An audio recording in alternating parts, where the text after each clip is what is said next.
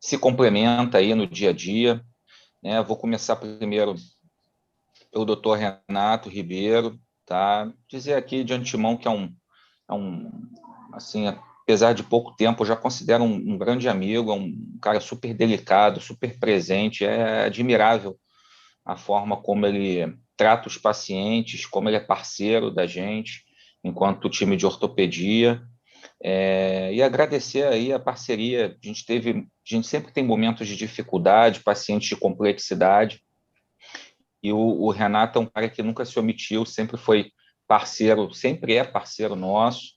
Seja bem-vindo aí, Renato. Muito obrigado por aceitar o convite. É, e só tenho a agradecer a tua parceria, tá, meu amigo?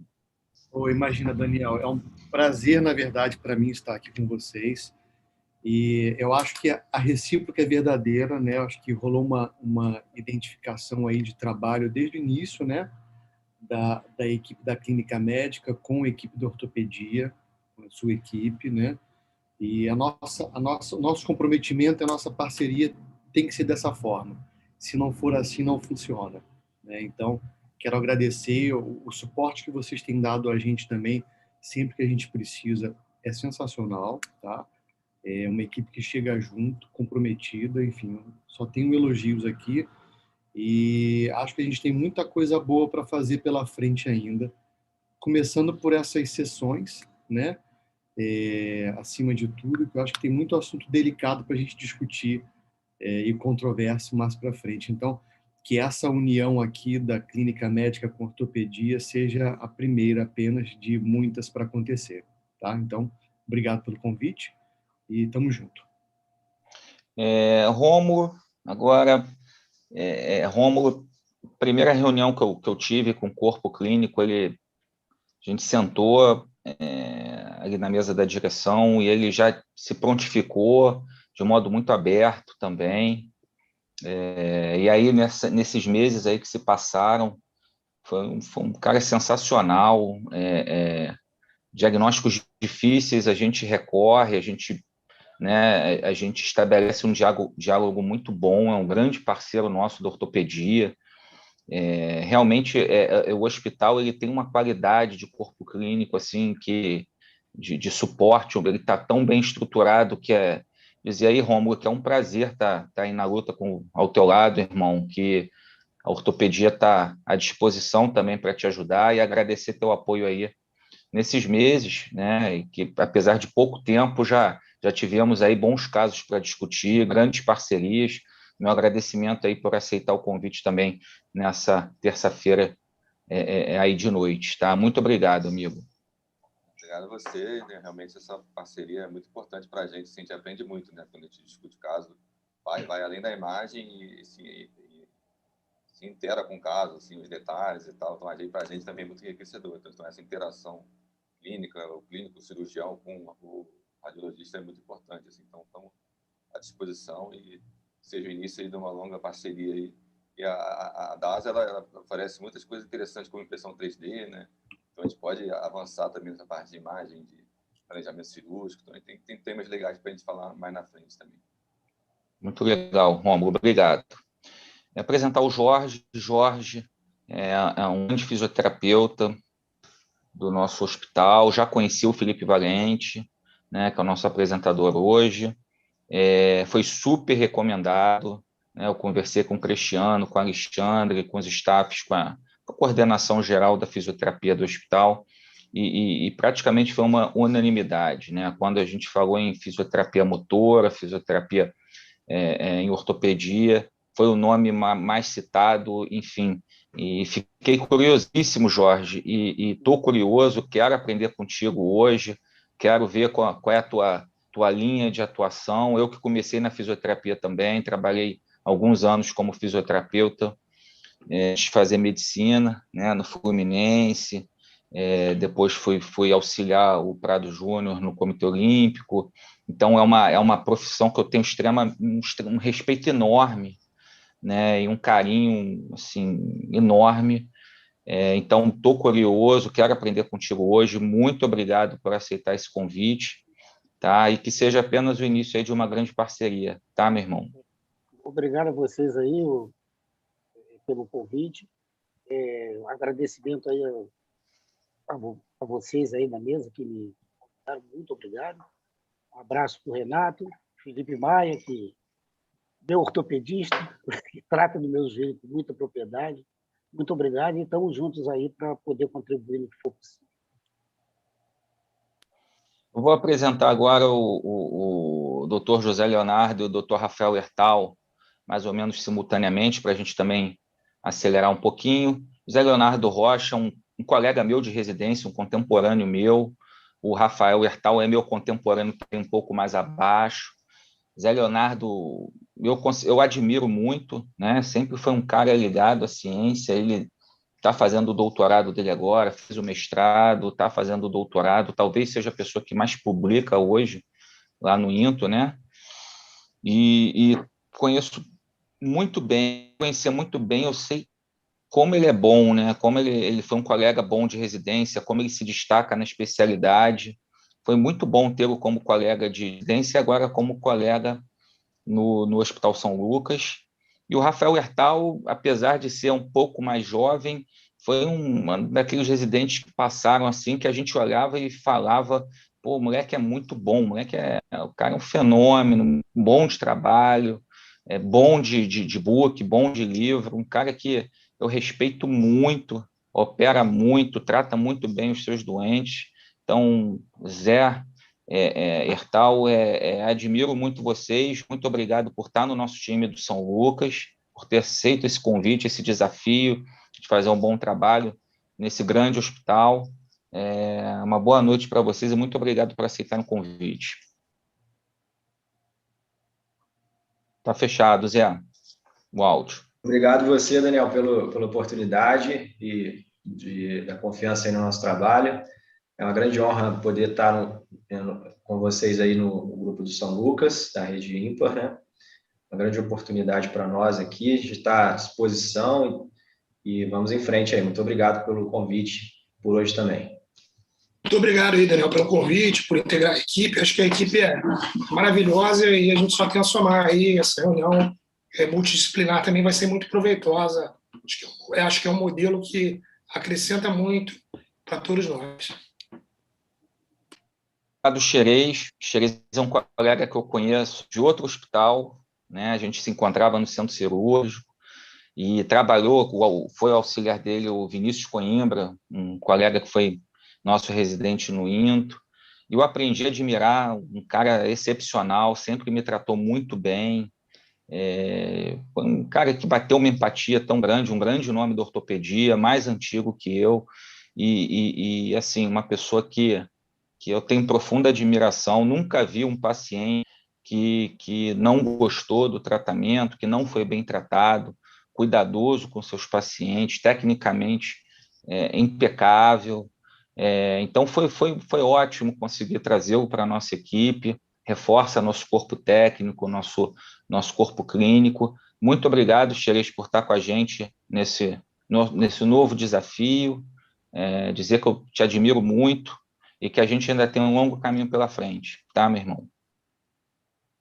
Obrigado aí pelas palavras generosas, e é uma honra estar com um grupo assim, tão excelentes colegas, alguns talvez estão me vendo aí pela primeira vez, e eu estou os vendo também, conheci a maioria de nome, e coisa boa, notícia boa também corre rápido.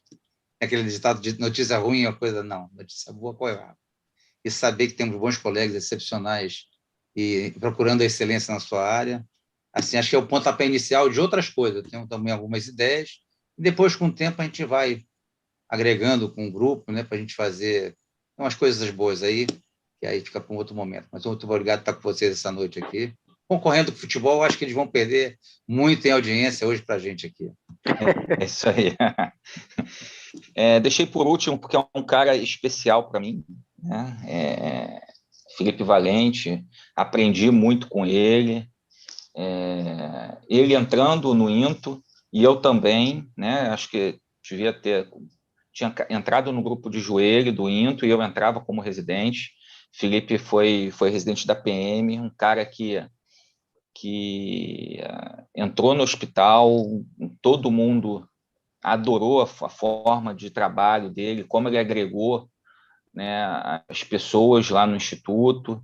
A gente criou uma grande amizade, aprendi muito com ele, aprendo muito com você, Felipe. E quando caiu, né, quando a gente conseguiu amarrar as pontas para iniciar o serviço do Hospital São Lucas, eu não pensei em outro nome para liderar, né, e para agregar o grupo de joelho. Pensei só em você, a gente sentou, conversou. Eu tenho muito orgulho de tê-lo no grupo, de ser teu amigo e de contar contigo, tá, meu irmão? Muito obrigado aí por ter aceito esse convite de estar aqui com a gente hoje. Eu tenho certeza que você trouxe casos especiais aí para a gente discutir. Ô, Daniel, obrigado. Cara, o prazer é meu, né, de estar no grupo, de fazer parte desse grupo, de coordenar, embora a coordenação ela seja feita a 4 mãos aí, Leonardo Hertal, o Leonardo Xerez, enfim, a gente faz uma parceria, uma troca de experiências e é uma honra estar fazendo parte desse projeto. Agradeço a todos os participantes aí. A nossa ideia é fazer uma discussão de casos clínicos. Como a gente está iniciando o projeto no hospital, esses casos não são do hospital ainda, mas a ideia é de, nas próximas reuniões, a gente trazer casos vindos da nossa prática clínica dentro da unidade. Vou compartilhar a tela aqui um minutinho. Enquanto o Felipe está compartilhando a tela, queria deixar um recado especial. A direção que apoia a gente, confiou no nosso trabalho, nosso muito obrigado a todas as lideranças do Hospital São Lucas, tá?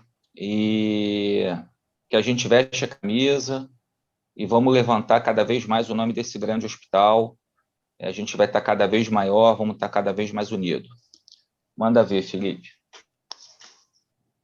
Bom, vou passar o primeiro caso e vou chamando as pessoas para deliberarem de acordo com cada um na sua área e ficar à vontade todo mundo para, enfim, levantar a mão, enfim, dar um pitaco, dar uma opinião. Eu acho que a discussão aqui é válida, o principal objetivo disso é a gente integrar uma multidisciplinaridade dos serviços e tentar, enfim, chegar a conclusões de alguns casos ou não, né? Porque a medicina, como diz um mestre nosso aqui, meu, Dertal Idemar, é a ciência das verdades transitórias. Então, bom, o primeiro caso é um paciente de 32 anos que sofreu uma entorse no joelho durante uma luta. Ele deu entrada na emergência por meios próprios, com queixa de dor, ele relatou uma queda, enfim, e dificuldade de deambulação com uma limitação funcional. Ele tinha um arco de movimento de aproximadamente 0,70 graus, um derrame articular 3 cruzes, um Lachman 2 cruzes. O pivô não dava para fazer devido ao desconforto que o paciente sentia. Ele tinha um estresse em valgo, que era ali entre 2 e 3 cruzes, e uma gaveta anterior de 3 cruzes. O teste meniscal também era difícil de avaliar, porque ele não conseguia um arco de movimento ali em torno de 90 graus, ele tinha uma dor à palpação da interlinha articular, mas os testes clássicos para alteração meniscal a gente não conseguia avaliar de fato. Diante desse cenário, eu queria perguntar para os ortopedistas, né? E aí eu vou por ordem de experiência, vou começar com o Leonardo. Qual a sua série de exames, Léo? O que você começa fazendo assim para esses casos? São 2 Leonardo, o mais velho? O mais experiente. Não, eu sou o mais velho mesmo. Esse caso aí, quer dizer, aparentemente uma lesão do compartimento medial do joelho, talvez do pivô central. Mas aqui está falando de emergência. Normalmente, na emergência, se tivesse um especialista ou alguém que acompanha o joelho, o raio-x realmente é importante. E se o paciente for colaborativo, além das incidências convencionais, AP, perfil e axial, né, para descartar uma fratura, poderia tentar fazer uma avaliação com estresse, né? O exame clínico tem o estresse em valgo, pode fazer com estresse de 0 a 30 e avaliar a abertura, inclusive comparar com outra lateral. A tomografia, normalmente, só uso em caso de fraturas, né, para avaliar. Ressonância é importante, mas nos casos agudos pode dar muito falso positivo ou falso negativo, mas ajuda a avaliar a integridade ou não do compartimento medial, né? E o Doppler só em último caso realmente se suspeita de um processo tromboembólico, né? Mas não como avaliação de estruturas periféricas, normalmente não tem o hábito de pedir. Basicamente, é o exame clínico, o raio-x e a ressonância. Bertal. Acho que a radiografia seria o primeiro exame mesmo a se considerar, né, para descobrir fraturas. Esse paciente, pelo exame físico, ele tem uma descrição de uma instabilidade multidirecional. Parece ter uma instabilidade anterior e uma instabilidade medial. Então, embora o trauma tenha sido um trauma durante luta, a gente tem que avaliar, como o doutor Leonardo falou, o exame neurovascular, pensando numa luxação de joelho que pode ter chegado reduzida na emergência. Então, o trauma de maior complexidade, se tiver alterações periféricas vasculares, a solicitação do Doppler pode auxiliar a afastar uma lesão associada. E a ressonância, acho que tem utilidade para detecção de lesões associadas, como os testes medicais não foram realizados com facilidade pelo cenário agudo, e como existe essa estabilidade medial ao exame físico, a avaliação por imagem com ressonância acho que seria uma opção, não no ambiente de emergência, por não ter nenhuma evidência de bloqueio articular, mas ainda na emergência, acho que esse paciente, após a avaliação inicial, poderia receber a solicitação desse exame para execução e planejamento do tratamento posterior. Léo Rocha, o que você acha? Concordo também com o que foi exposto, eu acho que o que foi falado é fundamental. Sobre o Doppler, eu acho que, principalmente a gente suspeitando de uma lesão multiligamentar, né, eu acho que é interessante, sim, principalmente a palpação dos pulsos distais, e acho que pode ser um estudo interessante até por precaução, né, de qualquer problema mais grave que possa vir a ocorrer, né? Mas a radiografia com estresse eu acho essencial, principalmente se a gente estiver pensando em abordar ele num curto período de prazo, né? Abordagem mais rápida. A princípio, o exame físico é um grau 3, então, com o raio-x com estresse, a gente conseguiria mensurar se, de fato, isso é um grau 3 mesmo. E, recentemente, a gente até publicou um artigo descrevendo como realizar essa radiografia com estresse, o passo a passo da técnica, para facilitar a realização desse exame de forma padrão, né, padronizada. Em relação à tomografia, só a suspeita de fratura mesmo, e a ressonância eu acho que vale a pena ser feito. Se fosse possível fazer na emergência, seria o mundo ideal, né, num caso desse, porque a gente poderia pegar uma alça de balde inchada, enfim, ou uma lesão osteocondral importante que não foi vista no raio-x. Eu acho que tem o seu valor, sim. Então, Rômulo, queria te fazer uma pergunta que é exatamente sobre o ponto que o Leonardo Xerez tocou, e eu realmente, eventualmente, tenho essa dificuldade, que é a avaliação aguda de exames de ressonância magnética, principalmente para as lesões do pivô central.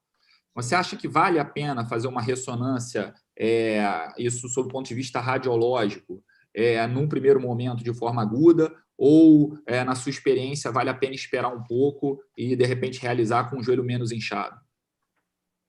Eu acho que assim, vai muito da avaliação de vocês, assim, nessas situações até que citaram agora, que a ressonância pode agregar, né, uma fratura, uma lesão osteocondral aguda ali, que pode ter uma estabilidade, ou de repente uma lesão multiligamentar, que pode precisar de uma abordagem mais precoce, assim, acho que fica meio a critério de vocês, sabe, assim. E eu gostaria de aproveitar até esse espaço para divulgar aqui com a aprovação da direção, para qualquer exame de imagem na emergência, não precisa de aguardar a aprovação do plano. Você pode pedir e faz o exame é feito sem aprovação. Se depois, porventura, o plano gozar, o hospital vai correr atrás para receber, porque vai ser um caso mínimo que vai acontecer eventualmente. Então, vale a pena.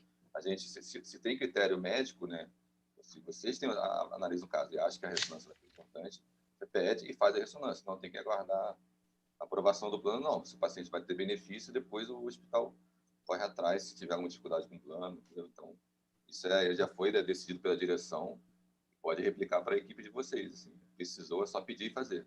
não precisa guardar. Romulo, desculpa interromper aí. Se a gente quiser já solicitar, consegue fazer rápido, assim, porque a gente teve um caso similar que agendaram o exame, tá, demorou um pouquinho. Emergência, o exame não é agendado, né? Não sei se de repente o paciente internou ou está no momento... Ele chegou a internar, acho que foi isso. De repente foi isso, assim, mas é só se, de repente, alertar a equipe de enfermagem, que fica mais... Para ir direto da emergência. O exame não é de emergência, não é para agendamento, né?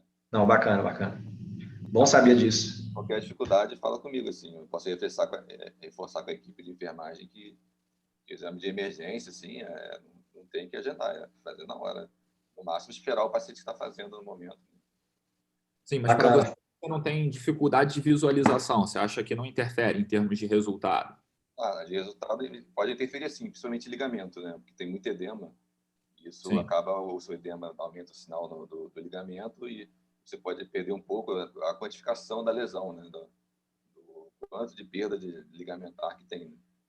Isso pode ter, sim, mas assim, se vai ter uma informação a mais que o exame físico não conseguiu demonstrar ou outros exames não conseguiram demonstrar, acho que vale a pena ser feito e até para ter um parâmetro como que é no início, né, na lesão aguda, como que fica depois, né, no controle evolutivo, também é interessante. A radiografia era normal, não tinha nenhuma fratura, então não foi pedido tomografia. E aí o paciente fez a ressonância era esse exame aí. Então, quer comentar, Leonardo Rocha?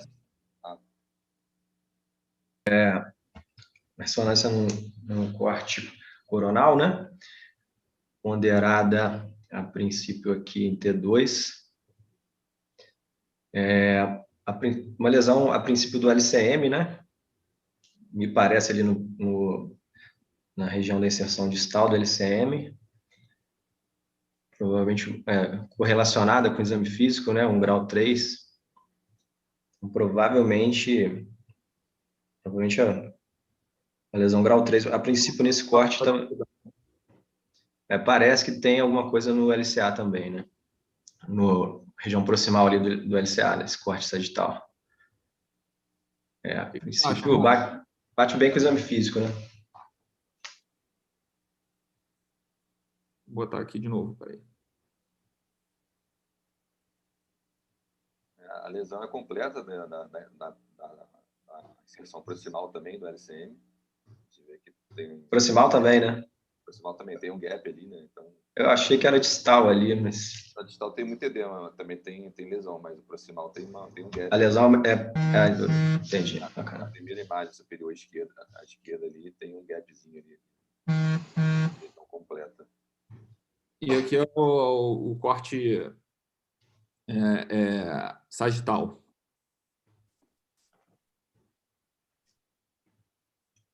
Nesse corte aí, estou vendo a lesão parece do LCA ali na região da inserção femoral, né? Um gap ali. O LC... Dá para ver. Acho que é nesse primeiro corte, né? Da esquerda do alto. E parece que o LCP é levemente verticalizado ali também. Sinal indireto, né? Sim. E aí, enfim, levando-se em consideração que o tratamento dele no pronto-socorro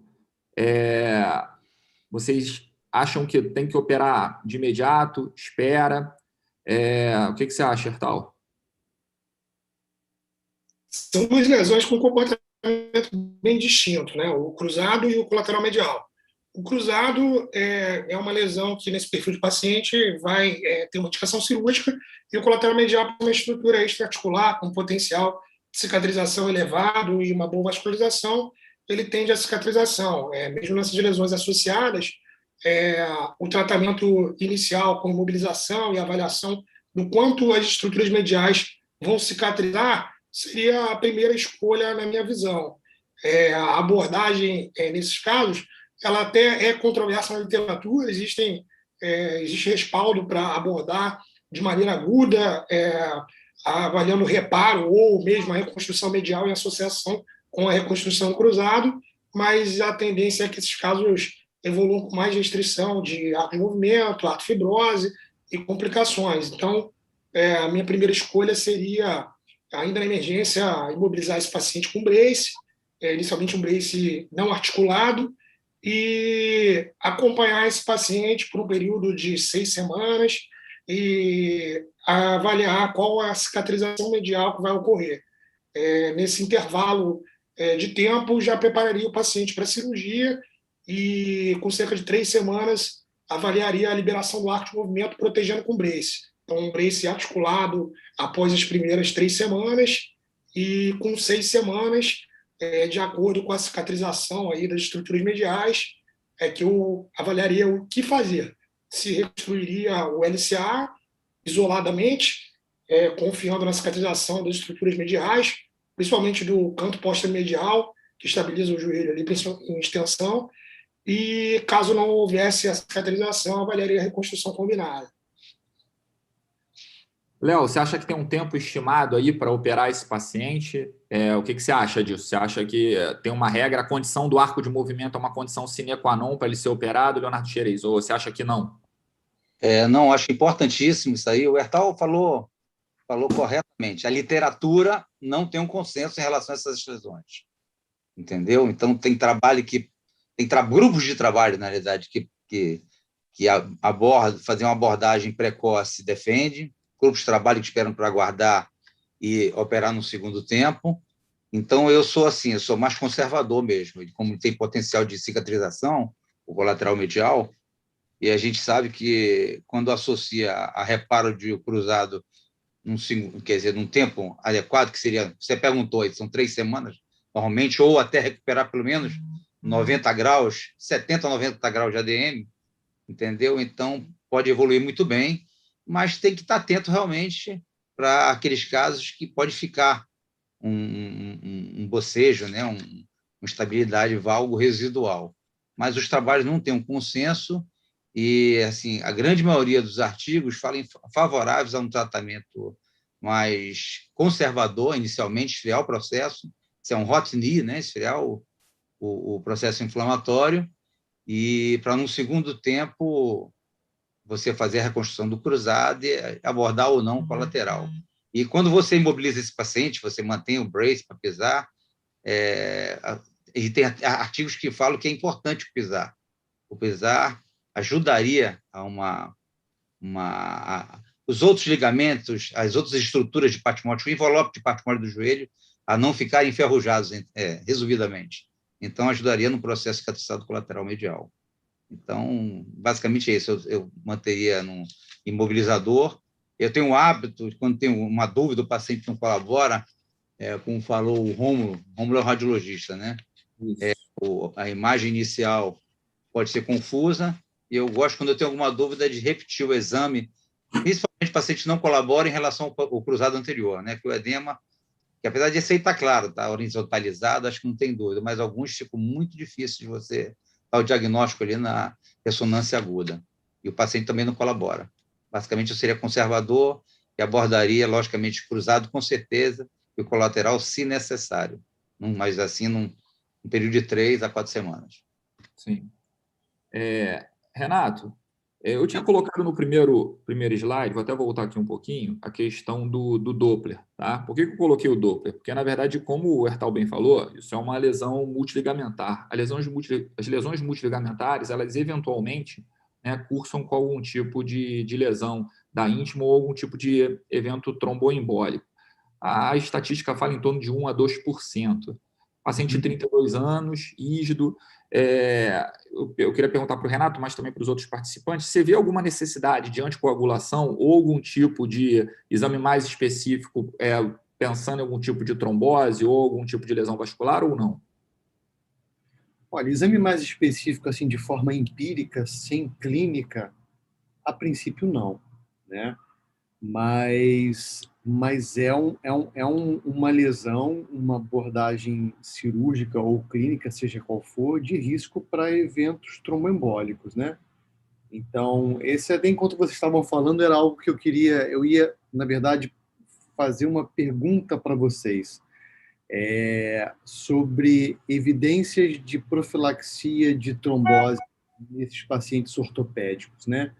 Então, isso é um assunto bem controverso, né? Enfim, eu confesso que a gente costuma indicar enoxaparina e ponto, né? Mas, enfim, eu sei que existem estudos até mesmo com aspirina, estudos com xarelto, rivaroxabana em dose reduzida, né? Mas, enfim, respondendo a sua pergunta inicialmente, outro exame adicional? Não vejo, a princípio, indicação, a não ser que haja um comportamento clínico que sugira alguma trombose ali acontecendo, tá? Agora, profilaxia de trombose, sim, né? Enfim, queria ouvir de vocês sobre estratégias de prevenção nesses casos, né? Enfim, ortopédicos. Ô, Felipe, Oi. queria fazer uma pergunta que eu não sei a resposta, até para apimentar um pouquinho, tá? Que realmente é uma dúvida que me bateu, né? Esse paciente é um atleta, provavelmente foi um trauma torsional, né? Ao que tudo indica, uma lesão multiligamentar. Não posso afirmar pelo spot da ressonância que você colocou, mas provavelmente ele tem uma lesão meniscal associada, provavelmente, né? Não posso afirmar, mas acredito que tenha. Entendendo que esse paciente é um atleta de alto rendimento, né? Um judoca, que faz muito movimento torsional, e que deixar ele imobilizado, tá? E eu também sou conservador, tá? Na minha prática, mas deixar esse atleta imobilizado 3 a 4 semanas, sem pisar, porque com a doença meniscal ele vai ter uma dor residual, vai ter uma dificuldade para fazer carga naquele membro, vai ter uma atrofia muscular, vai ter uma sinovite persistente, vai ser um joelho mais difícil de enxugar, porque aquela lesão meniscal vai fazendo aquela sinovite persistente. Não seria um caso que talvez uma abordagem na emergência, né, traria um melhor resultado? Qual é a opinião de vocês? E até respondendo o Renato, eu já tive casos que me impressionaram muito, desde uma fratura de patela numa paciente de 16 anos que fez trombose, ela deambulando precocemente, até uma fratura de platô, que eu botei o paciente para pisar no dia seguinte, também fez TVP. Né? Eu sou muito cauteloso e eu acho que não prejudica a cirurgia fazer um Clexane 40, um Eliquis 2,5 de 12 em 12. Eu sempre faço nos meus pacientes que vão ter algum grau de restrição inicial à mobilização. Tá? Mas eu queria saber, Felipe, da tua opinião agora pessoal, se nesse caso específico uma abordagem mais arrojada não traria um melhor benefício, haja visto essas questões que eu coloquei aí. Qual a sua opinião? Cara, então, eu acho que existem lesões diferentes. Às vezes, você abordar um cruzado anterior isolado é diferente de você abordar uma lesão multiligamentar. Nesses casos, especificamente, é uma condição, como o Leonardo falou, Leonardo Xerez, o próprio Léo Rocha falou, uma condição meio que sine qua non, pelo menos um ganho mínimo de arco de movimento, porque você diminui muito a chance de outras complicações, como a artrofibrose, que é uma complicação frequente nesse tipo de caso. Então, assim, não dá para abordar de imediato, a princípio, né? Esse é o primeiro ponto. Vale a pena você restabelecer, teoricamente, diminuir o processo inflamatório, ganhar o arco de movimento e operar ele aí num prazo um pouquinho mais esticado, e lá na frente ele vai ter um ganho com certeza e não vai impactar ele em termos de retorno. Esse atleta aí, se a gente for pensar em termos de alto rendimento, ele não volta em menos de 10 meses, aí, 8 meses, no mínimo, sendo o melhor cenário do mundo, entendeu? Então, tipo, não adianta correr porque você pode ter uma complicação maior lá na frente. Essa é a primeira situação. A outra situação, que, na minha opinião, é a questão que é muito controversa, que é a questão exatamente da tromboprofilaxia. Normalmente, eu boto esse paciente para pisar. Eu não retiro a carga dele a princípio, eu coloco o imobilizador, mas mantenho uma carga parcial. Eu não sei o que os outros colegas do grupo pensam, porque também é controverso. De qualquer forma, na maioria das vezes, eu não faço tromboprofilaxia para esses casos. Paciente jovem, sem nenhum tipo de atuação trombofílica, eu normalmente não faço tromboprofilaxia química, só faço tromboprofilaxia mecânica. Eu já fiz bastantes casos desses.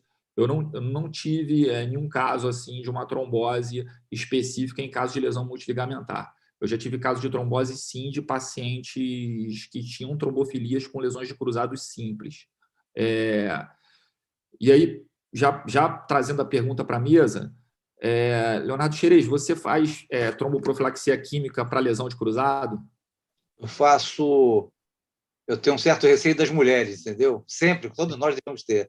Mas nesses casos, principalmente, mulher que fuma e usa anticoncepcional, eu faço profilaxia. Mulheres fumantes e com uso de anticoncepcional. Isso no caso desse não é muito comum. A gente pode pegar uma mulher também, né? Mas assim, cirúrgico, no pós-cirúrgico, com certeza.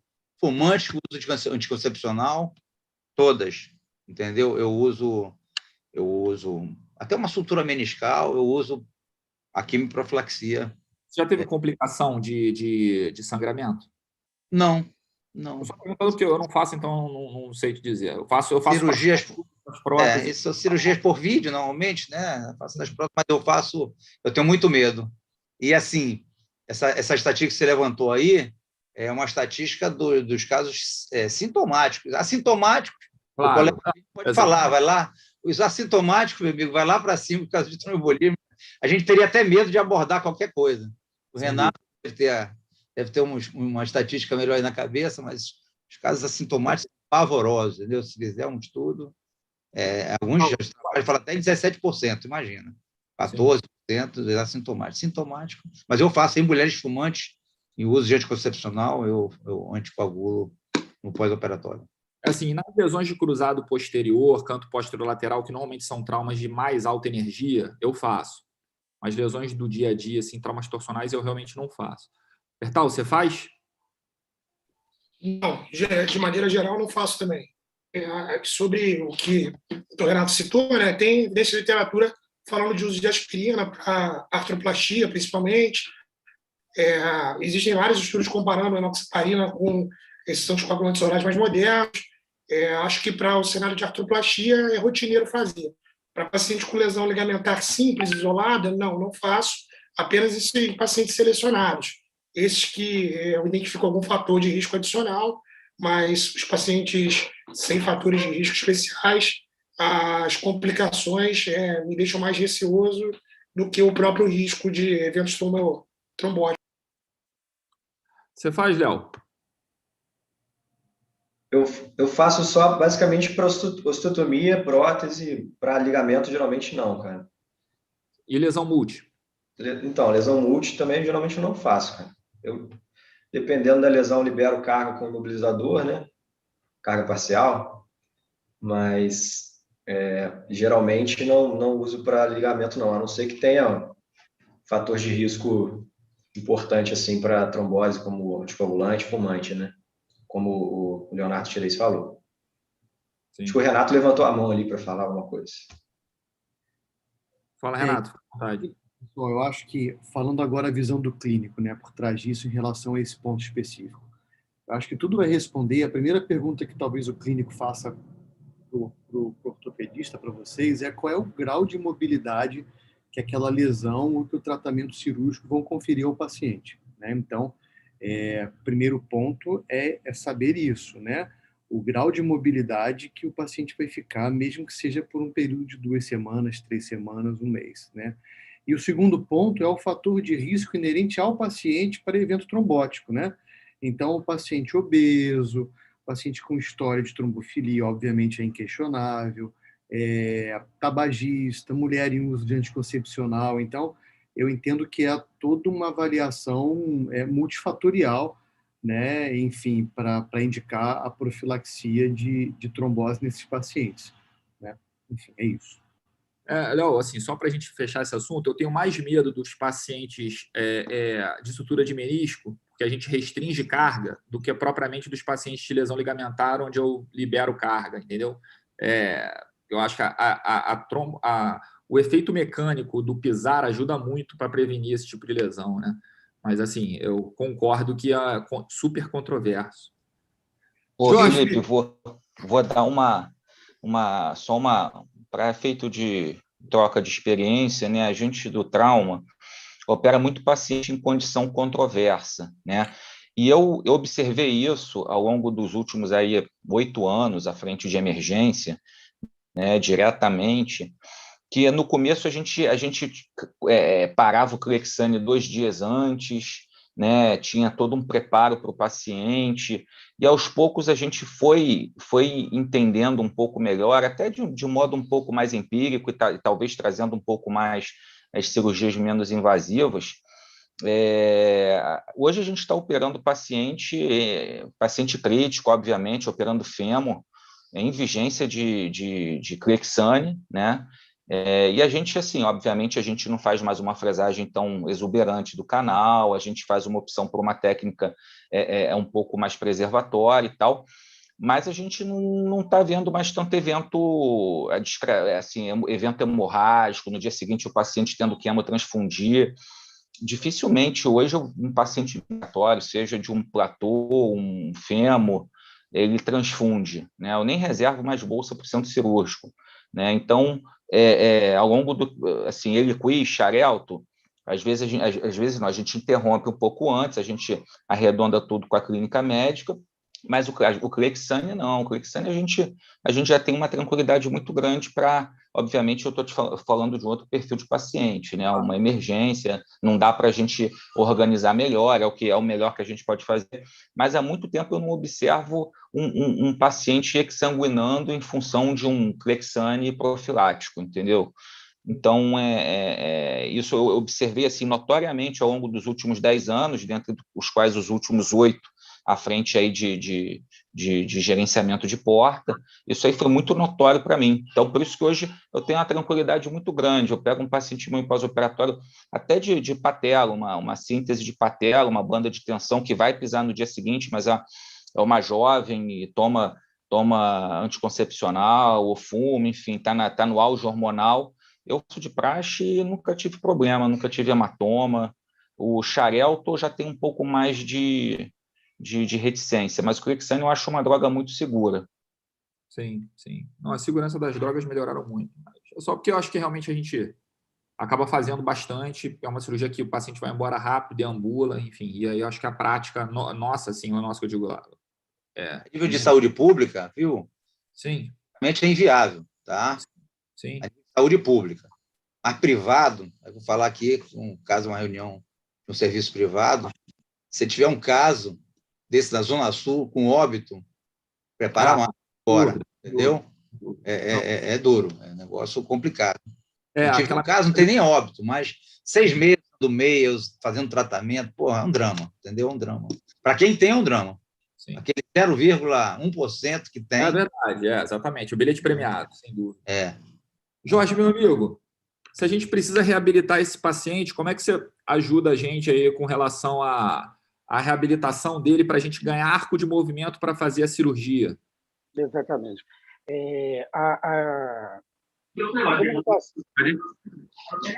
Estão me ouvindo bem? Vamos, desculpa, Jorge. Pode falar. A comunicação com a equipe ela é efetiva por conta disso, porque quando eu vejo um paciente, eu já vejo o paciente como um todo, né? Apesar do caso relatado ser um paciente de 32 anos, rígido, mas ele vai ter um fator limitante, que é o edema, já vai limitar essa movimentação, dor. Eu começaria com o tratamento dele com gelo, 3 vezes ao dia, abusaria da isometria. No caso, o negócio de pisar ou não ficaria a critério da equipe que está acompanhando o paciente. Eu, como sou mais conservador, eu já, nesse caso, o paciente pisando, eu não usaria muleta, eu gosto muito do andador, entendeu? Eu acho que o andador dá uma fixação maior, uma segurança maior para determinado paciente. Bom, mas isso é questão de gosto. Conforme falei anteriormente, isometria e respeitando as fases de reabilitação desse doente até vocês resolverem para onde ele vai. Sim. Beleza, Jorge. É mais ou menos isso aí. A ideia é a gente trabalhar em conjunto e tentar reabilitar para ganhar um arco de movimento. Ele ganhou o arco de movimento e aí na sala cirúrgica esse é o exame dele. Ah, tá. Léo Xerez, essa abertura aí, com aquele exame de ressonância magnética, você acha que vale a pena fazer o canto posteromedial, reparar, fixar, fazer alguma técnica para esse colateral medial ou dá para levar?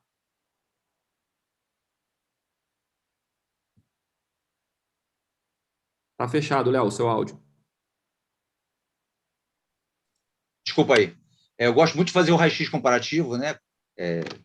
Sob anestesia, o intensificador e mensurar a abertura, entendeu? Mas esse caso sempre é só assim. Primeiro eu vou preparado para fazer o cruzado e depois a gente sabe que o cruzado participa também nesse valgo também, tem um stop secundário, né? Não é o principal, mas eu esperaria, no transcirúrgico eu vou decidir. Eu sempre preparo as duas pernas, né? Eu não tenho acesso a banco de tecido, e sempre converso com o paciente, pode ser preciso pegar enxerto contralateral. Mas basicamente isso, mas eu não vou falar nem em relação à escolha de enxerto, isso aí também pode ser outra opção também para responder, não sei se você quer que eu responda agora. Sim. Léo, o que você acha? Tá fechado o seu áudio, Léo. Me parece um grau 3, né? Mas concordo que iniciaria pelo LCA mesmo. E acho que o raio-x com estresse ali, o intensificador ali, se estiver abrindo um grau 3 mesmo, provavelmente vai precisar de... Até para desmistificar todo mundo, assim, ele tinha não tinha stop, no estresse, ele tinha um grau 3, uma lesão de grau 3. O grau 3 já esperou o tempo necessário para a cicatrização, ali não cicatrizou, ele já entraria armado para reconstruir. Eu geralmente faço patelar com o flexor medial mesmo, ipsilateral. É uma opção você usar o flexor contralateral, até para você não mexer no flexor, que é um resistor secundário, né? Mas, em geral, na minha prática, eu acabo fazendo patelar com o flexor ipsilateral. Então, eu faria o patelar com essa reconstrução, não faria reparo, não. E ipsilateral a princípio. Bertal. No exame físico ali é importante diferenciar se abre em extensão ou abre em extensão reflexão, e a maioria dos casos cicatriza em extensão e abre alguma coisa em semiflexão. Nesses casos eu não abordo medial, faço só a reconstrução do cruzado anterior e não tiro o flexor, faço com patelar. Mas esse caso era evidente que abria muito em extensão e eu abordaria os dois. E ao abordar os dois, a minha preferência é a mesma que o Léo acabou de falar. Fazer um patelar para o cruzado e o flexor, mantendo a inserção distal, usar ele para a reconstrução do colateral superficial no canto posteromedial. Faria uma reconstrução completa do canto posteromedial, então, e do cruzado. Xeriz, você também, a tua opção de enxerto é a mesma, não é? Qual a tua... Eu só mudo um pouquinho, que o patelar, cruzado, mas eu usaria os flexores contralaterais para o colateral medial, entendeu? O duplo semitendine, é aquela coisa de deixar alguma coisa ali, deixar a pata de ganso para segurar alguma coisa, como se fosse um protetor da reconstrução do... Não acredito em reparo também, como o Artal e o Léo falaram, reconstrução mesmo, tá? De colateral medial. Pode ser banda única ou semitendinoso duplo. Aí, se quiser fazer o reforço, como o Artal falou, o ligamento oblíquo posterior, né? Quietão. Sutura tudo junto, na realidade, acaba.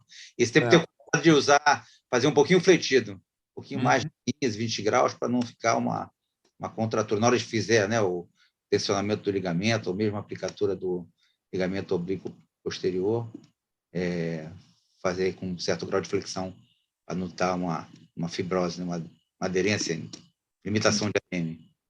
Foi o que foi feito. Na realidade, a gente optou por fazer um patelar com uma reconstrução do canto posteromedial, mas o que a gente tem bastante experiência, a gente faz bastante, tem um resultado legal. Apesar de ser talvez aí o caso mais frequente de lesão multi aí, depois do cruzado isolado, muda um pouquinho o pós-operatório. A gente, pelo menos na minha opinião, o paciente tem um pouquinho mais de dificuldade de ganhar o arco de movimento, é um paciente de manejo clínico mais difícil, mas evolui bem e a taxa de sucesso do procedimento é boa. Com relação a imobilizadores, como é que vocês usam? Vocês usam brace articulado, usa brace longo, rígido? Qual é a conduta de vocês? Pode começar, Hertal. A conduta depende muito da disponibilidade do paciente ao método, né? Assim, muitas vezes o paciente não tem condição financeira de adquirir um mobilizador, um brace específico para reconstrução multiligamentar. Esses braces, como o da imagem ali inferior à direita, eles têm ajustes com tiras para poder acabar protegendo a reconstrução medial, eventualmente até na lesão do cruzado posterior, promover um pouco de proteção ao enxerto, mas o custo geralmente é inviável. A maioria das vezes eu uso o mobilizador tradicional em extensão e depois uso um mobilizador simples, articulado, não um brace específico, mas eu uso até um período prolongado do pós-operatório. Geralmente eu libero o arco do paciente com 3 semanas, de uma maneira mais parcimoniosa. Com 6 semanas, aí a fisioterapia pode, com agressão, ganhar o arco, sem muita preocupação, mas eu mantenho para carga o mobilizador aí até, às vezes, o 6º mês, até um período mais tardio, aí, 3, 6 meses, dependendo da tolerância do paciente. Léo. São 2, hein? Terei. Vai lá. Não, também uso o imobilizador. Esse ajustável, né? Seria o ideal, mas nem sempre tem. Dinheiro, às vezes não consegue comprar, porque é mais caro, né? A média de R$ 1.500 esse ajustável. Está me ouvindo? Alô? Tô sim. Tá ótimo. No Mercado Livre é um valor que nem todo, o pessoal reclama, normalmente, doutor, não pode ser mais barato, tal. Então, na prática, a gente acaba usando mesmo o convencional, de 60 centímetros, né? E realmente tem que deixar mais tempo. Aí eu fisioterapia, uma certa precocidade, mas não faz um ADM grande aí, estimular 20, 30 graus, até onde o paciente conseguir com dor, mas a gente é mais conservador em ter ganho de ADM, e mesmo no tempo que vai usar o imobilizador. Também eu estico como é tal o uso do protetor. E você, Léo, para finalizar? É bem similar mesmo ao que já foi dito aí. Nas primeiras 6 semanas mais conservador, e depois a gente começa a ganhar o arco com mais força lá junto com a fisioterapia. Vamos intensificando o ganho do arco de movimento. Nas primeiras 6 semanas vai no ganho passivo, principalmente, e com o uso do imobilizador, na grande maioria dos casos, o rígido mesmo, devido às questões já faladas aí do articulado. Show. Bom, o segundo caso, uma paciente de 74 anos, fez uma prótese de joelho em 2007, fez uma revisão por falha séptica devido à instabilidade e soltura do implante em 2013, sem nenhuma intercorrência, tá? Teve uma queda da própria altura, tem dor, deformidade e limitação funcional. Ela tem uma história pregressa de hipertensão, cardiopatia, diabetes, teve uma TV prévia e está em uso de anticoagulação.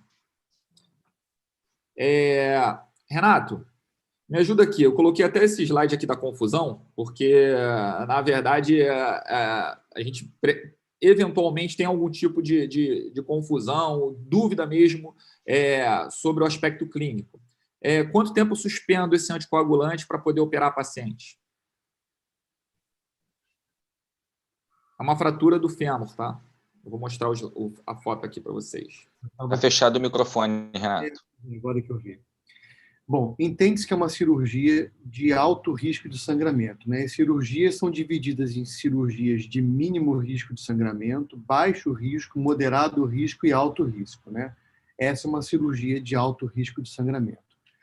Considerando ser uma cirurgia de alto risco de sangramento, o recomendado é a suspensão do anticoagulante oral, tipo rivaroxabana, pixabana, etc., 2 dias antes da cirurgia, 48 horas antes, considerando a função renal normal.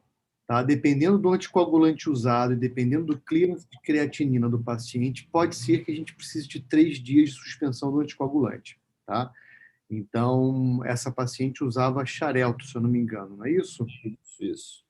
Então, a recomendação é de suspensão 48 horas antes, considerando que é uma cirurgia de alto risco de sangramento. se fosse uma cirurgia de baixo risco, poderia suspender-se 24 horas antes. Teoricamente, os guidelines de uso de anticoagulante, de pré-operatório, de risco cirúrgico, eles classificam, dentre as cirurgias ortopédicas, né, as cirurgias de joelho, quadril e ombro, eles colocam como cirurgias de alto risco de sangramento e com necessidade e indicação de suspensão do anticoagulante 48 horas antes. Né? Sim. Com relação à transfusão pré-operatória, você acha que isso é relacionado diretamente ao hemograma, hematócrito, hemoglobina dela? Você tem que ter uma bolsa reservada ou não necessariamente?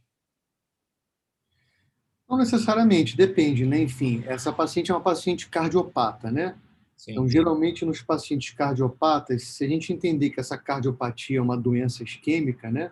É uma história de doença coronariana, o ideal é que essa paciente não fique com hemoglobina menor do que 8 ao longo da internação em momento algum, né? Então, tudo vai depender de como é que é o hematócrito e hemoglobina de entrada do paciente, né? Se tiver beirando aí o 8 ou menor do que isso, provavelmente vai ter que reservar alguma bolsa para a sala, né?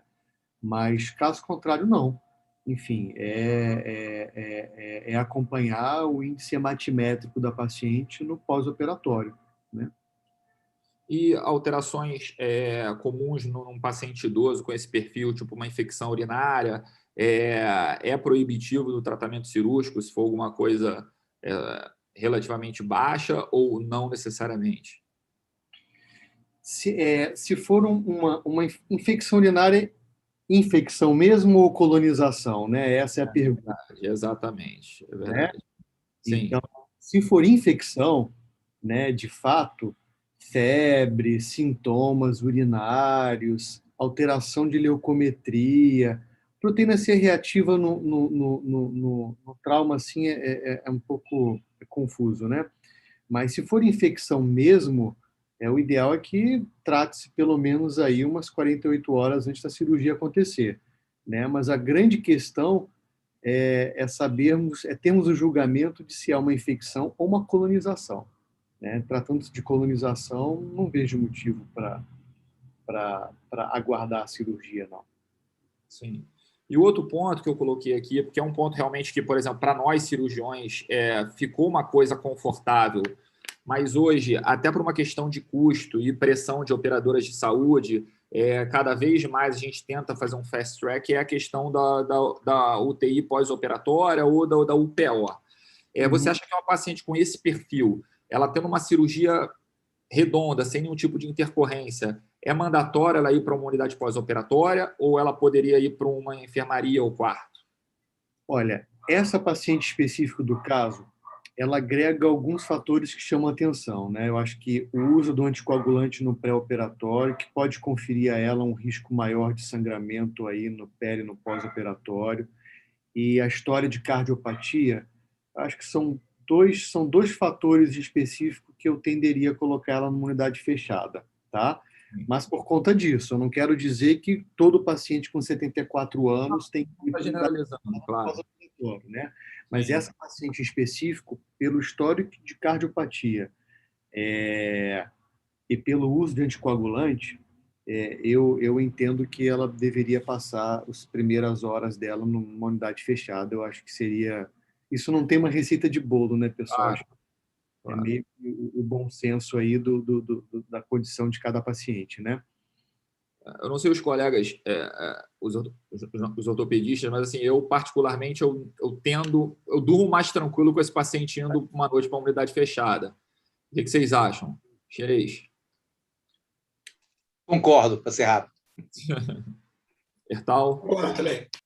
Com certeza. É isso.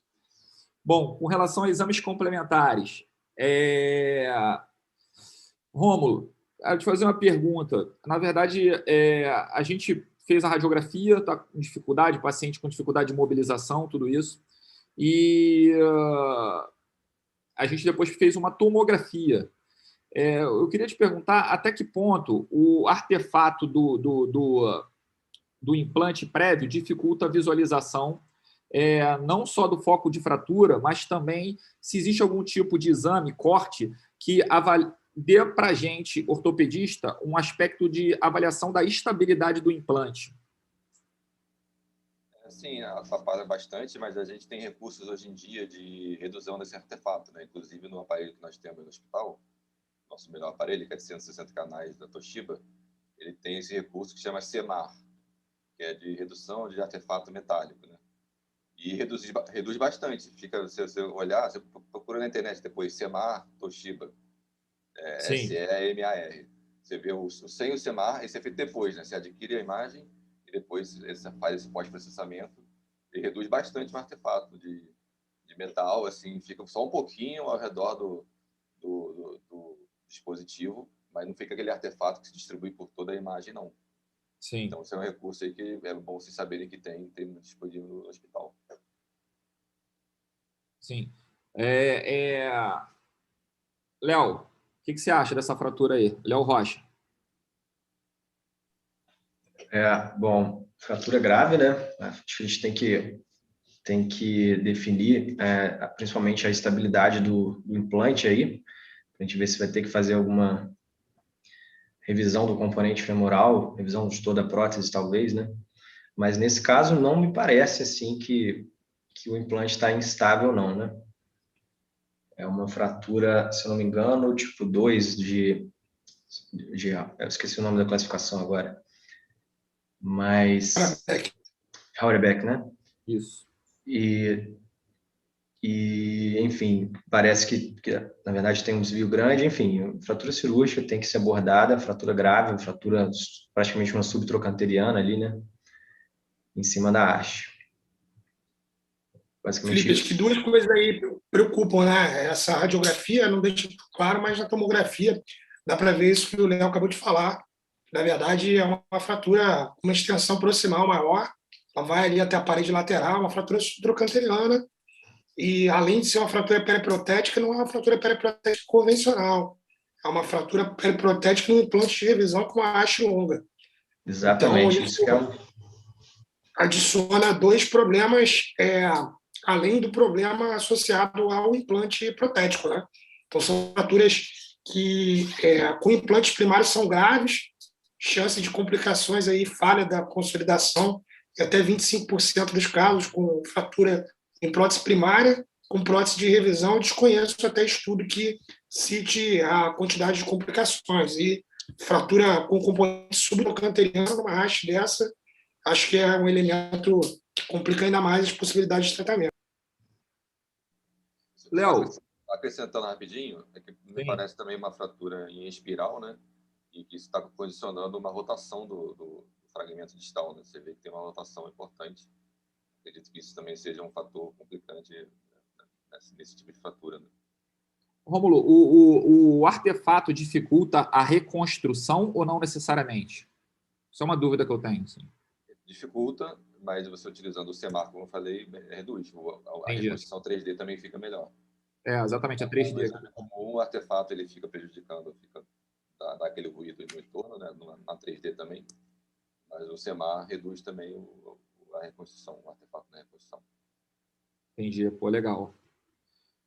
Léo Xerez, tratamento, né? Consideração que é o tratamento cirúrgico, você utiliza qual tipo de técnica? Você entraria preparado para uma revisão, placa bloqueada, tudo junto? Separa em banco de tecido? O que você usa? Essas fraturas, geralmente proximais ou distal ao implante tibial, normalmente não afetam a fixação da artroplastia.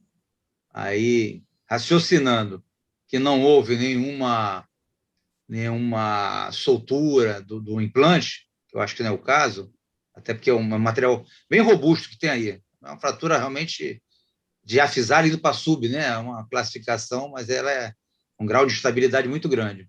Eu entraria com... No caso aí, tem um perfil paciente anticoagulada, mesmo que suspenda, vai ser uma paciente que vai sangrar mal. Eu entraria com uma placa bloqueada e associada a cables. É um caso até mais por Ramala, que é traumatologista, mas eu não entraria pegou o paciente dele, pô. Esse é dele, né? Você não é Assim, quanto menos agressivo, melhor. Quanto mais preservar de inserção de partes moles, melhor. Isso aí, realmente, a placa bloqueada nos proporcionou isso aí. Então, aí, e nesse caso aí, só vai dar alguma pega ali, talvez na parte posterior, na imagem do meio, os parafusos distais, né? Você consiga um espacinho para parafuso ali, a parte distal da placa, e proximal, tranquilo. Mas entraria com a placa bloqueada. Zé Léo.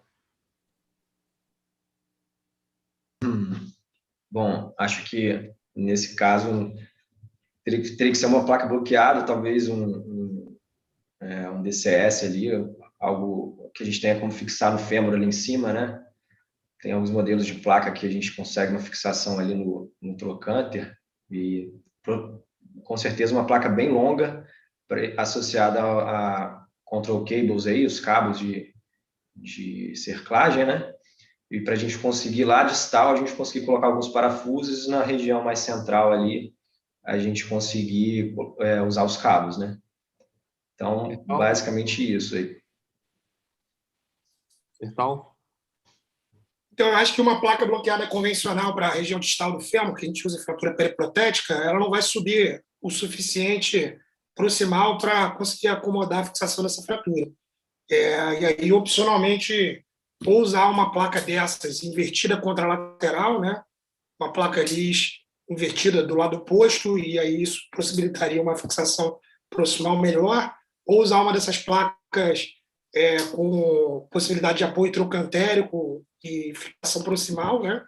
Ou usar um DCS, já que tem um segmento de cabeça ali para fixação suficiente, ao meu ver. Acho que seriam essas opções, mas acho que uma fratura periprotética abordada de maneira convencional, uma de joelho, né, com uma placa distal de fêmur bloqueada, não fixaria essa fratura. E sobre a realização da cirurgia, até a questão de curta se escolher, me parece que essa é uma fratura que tem um componente mais parecido com uma subtrocanteriana, eventualmente até posicionar o paciente numa mesa de tração e tentar uma redução indireta inicialmente, acho que pode agregar uma facilidade para o cirurgião nesse caso. Bom, foi isso que foi feito. Na realidade, a gente não tinha placa bloqueada, a gente até optou por um DCS, enfim. E a gente utilizou a mesa de tração. Foi uma cirurgia difícil, não foi fácil. Apesar dela ter reduzido facilmente, o tamanho do traço de fratura vinha até aqui embaixo. Então, a gente teve que utilizar exatamente uma placa longa, colocando parafuso onde deu para colocar e utilizando cabo onde não dava para colocar parafuso. Renato, com relação à analgesia para essa paciente, teria algum tipo de restrição ou algum tipo de senão com relação à utilização de opioide ou algum tipo de analgésico um pouco mais forte? Não, a princípio não. Eu acho que, na verdade, o problema é deixá-la com dor, né? Sim. O problema para um paciente idoso, cardiopata, tudo que ele menos precisa é ficar hipertenso, com dor, desconfortável, etc, etc, né?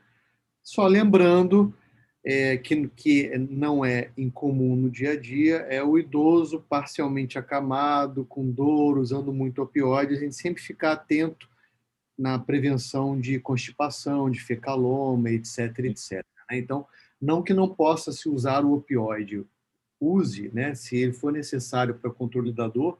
O importante, repito, é controlar a dor do paciente, né? Mas ficar atento em possíveis medidas laxativas profiláticas, digamos assim, para evitar que esse paciente faça alguma complicação nesse sentido do opioide, tá? Mas acho que o mais importante é não deixar o paciente com dor, né? Enfim, não há uma contraindicação em relação à doença de base dela, cardiopatia, etc, etc. Esse manejo analgésico ele evoluiu muito, né? E até a questão dos bloqueios anestésicos hoje com uma duração mais extensa, isso deu para a gente uma tranquilidade nessas primeiras 24 horas. Aí eu acho que isso para a gente melhorou muito em termos de reabilitação e pós-operatório. Agora, posso fazer uma provocação rápida? Claro. O anticoagulante a gente suspende 48 horas antes. Esse é o indicado, certo? Sim. E quando que volta no pós-operatório? Então, eu normalmente volto 24 horas depois, mas isso não é um consenso também, né? O que vocês acham, Léo? Léo Xerez. Felipe, o Renato te quebrou, hein, cara? Quebrou, exatamente. Essa é tipo da pegadinha. Faz cirurgia grande, eu já não faço mais trauma. Isso que eu falei, o caso pro Ramalo. Mas, assim, essa cirurgia grande, eu entro naquela coisa. Pelo menos 12 horas depois, até 12 horas depois, voltar com anticoagulante. Mas aí, nesse caso específico, eu realmente não sei se a abordagem clínica terá coragem de deixar aí 2 dias, 3 dias, 4 dias, essa paciente sente, tem que usar, né, um anticoagulante. É risco, paciente de risco. Eu vou contar um pouquinho da minha experiência de forma resumida aqui. Todo mundo aqui já visitou serviço fora, já fez fellow, enfim. E o que me espantou no meu fellow em Seattle, lá em Harborville, que a gente pegava trauma de alta complexidade, é que a gente estava numa maré aqui, talvez em 2015, 2016, de cirurgia minimamente invasiva, o pessoal do quadril fazendo acesso anterior, a galera do trauma escorregando placa em ponte. Quando eu cheguei lá, eu vi o Kenneth Maia, o Gans, o pessoal que fazia muita pelve acetábulo, eu vi que a galera abria grandes acessos, né? E aí eu chamei o Chanork fiz uma amizade com ele, e um dia a gente estava tomando um draft, um chopinho lá, eu falei com ele, vocês, o que me impressiona aqui é o tamanho do acesso que vocês fazem. E ele me falou uma coisa muito interessante que eu guardei, que a cirurgia biológica não necessariamente é aquela que tem um menor corte na pele, né? Tem casos que biologicamente correto é você fazer um acesso amplo que te permita fazer a cirurgia com conforto, respeitando os planos, de escolar o menos possível, né? Não usar tanto cautério, usar só para, de fato, pegar aqueles vasos sangrantes. Então, isso mudou um pouco o meu conceito, né? Eu acho que a cirurgia ficou linda, a gente vê que é um material, provavelmente foi um hospital sem grandes recursos, ou, enfim, ou no momento não tinha a disponibilidade, né? A gente vê que é um implante que é muito bom, mas é rudimentar, né?